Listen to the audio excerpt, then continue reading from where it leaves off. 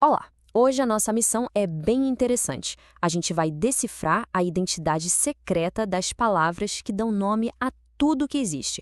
Vamos mergulhar nesse universo dos substantivos. Para começar, eu já lanço uma pergunta.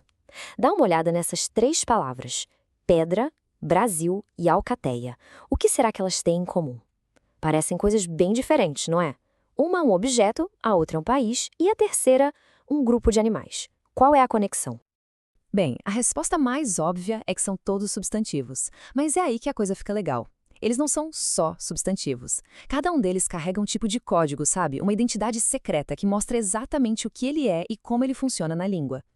E o nosso objetivo aqui hoje é justamente este: aprender a ler esses códigos. No final desta nossa conversa, qualquer substantivo vai ser como um livro aberto. Então vamos lá! Vamos começar com o primeiro código, a origem da palavra, ou seja, como um substantivo é formado. A primeira pecinha do nosso quebra-cabeça é o tal do substantivo primitivo. O que será que isso quer dizer? O substantivo primitivo é a base de tudo. Pensa nele como a palavra original, a matriz. É como se fosse o átomo da linguagem, uma unidade de significado única, o que a gente chama de radical. Palavras como pedra ou casa. É a partir delas que a gente começa a construir todo um universo de outras palavras. Certo. Se os primitivos são como blocos de construção, o que acontece quando a gente começa a juntar esses blocos? Isso já nos leva para a nossa próxima pergunta. E é aqui que a língua mostra toda a sua criatividade. E se a gente juntar esses blocos? A gente cria um substantivo composto. Pega, por exemplo, guarda e chuva. Sozinhas são duas ideias, mas juntas, em guarda-chuva, elas criam um objeto com uma função totalmente nova. É a criatividade em ação, pura e simples. Beleza, então já deciframos o código da construção. Agora, vamos para o segundo mistério, o código do significado. Afinal, o que exatamente essas palavras estão nomeando? O substantivo comum é tipo uma etiqueta genérica. Ele dá nome a qualquer coisa do mesmo grupo sem especificar qual.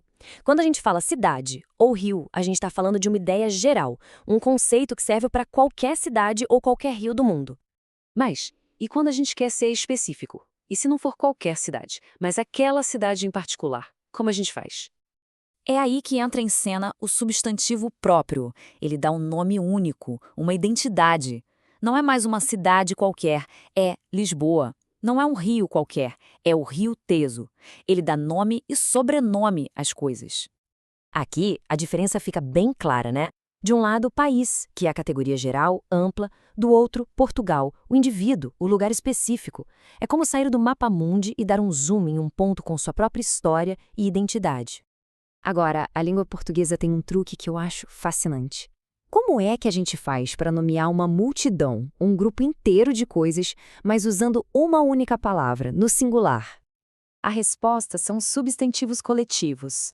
Uma palavrinha só no singular que já representa um monte de seres da mesma espécie. Lembra da alcateia lá do começo? Pois é o coletivo de lobos. É uma forma super eficiente de se comunicar. Uma palavra para dizer tanto.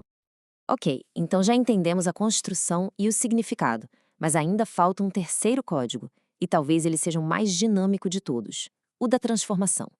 Como os substantivos mudam de forma para indicar quantidade ou até sentimento. A gente começa pelo básico, o número singular. Ele é o ponto de partida, o código que significa um. Uma casa, um livro, uma ideia. Simples, né? Mas é fundamental. Tá, mas e se for mais de um, como é que a língua resolve essa questão?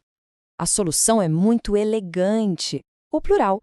Com uma pequena mudança, na maioria das vezes só colocando um S no final, a palavra se multiplica. Uma casa vira um bairro inteiro de casas. Olha só essa imagem que se forma. Uma única flor de um lado e um buquê inteiro de flores do outro. Essa capacidade de mostrar quantidade é uma das transformações mais importantes e úteis que os substantivos têm. Mas essa mudança de forma não para por aí, não.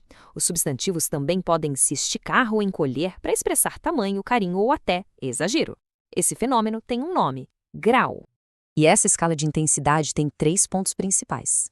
No meio, o grau normal, a palavra neutra, casa. Para um lado, a gente tem o diminutivo, que pode indicar algo pequeno ou até carinho, casinha. E para o outro lado, o aumentativo, que expressa algo grande, casarão. É quase como um controle de volume e emoção que já vem embutido na própria palavra. E aqui, olha só, a gente tem o nosso mapa do tesouro completo. Todas as chaves para decifrar os substantivos em um lugar só. O legal é ver como elas se combinam. Uma palavra como pedra, por exemplo, é primitiva, comum e está no singular. Já Estados Unidos é um substantivo composto, próprio e que já está no plural. Cada palavra tem seu próprio RG, seu conjunto de códigos. Então, da próxima vez que alguém se deparar com uma palavra como Portugal, guarda-chuva ou casinha, o código não vai mais ser um mistério. Dá para ler a identidade dela. Próprio, composto, diminutivo.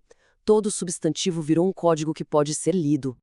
E fica aqui uma reflexão final. Da próxima vez que formos ler um livro ou simplesmente olhar as placas na rua, que histórias essas palavras estão contando agora? Que códigos secretos elas estão revelando para a gente? A exploração, na verdade, está só começando.